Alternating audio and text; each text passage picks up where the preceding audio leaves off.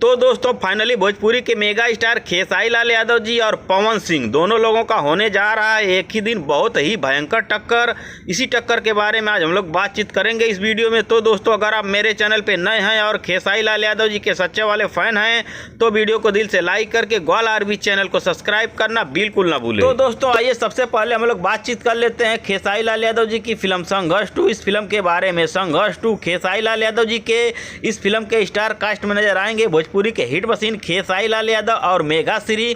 वहीं पवन सिंह की फिल्म हर हर गंगे इस फिल्म के स्टार कास्ट में नजर आएंगे पावर स्टार पवन सिंह और स्मृति सिन्हा। और ये दोनों फिल्में बहुत ही बड़ी और महंगे बजट की फिल्म होने वाली है, जो कि ये भी फिल्में भोजपुरी दर्शकों को अपने नजदीकी सिनेमा घरों में काफी ज्यादा पसंद भी आएगी। वहीं पवन सिंह की फिल्म हर हर गंगे का ट्रेलर आप सभी के बीच में नहीं आया है, यानी 4 से 5 दिनों के अंदर आप लोगों के बीच में आ जाएगा।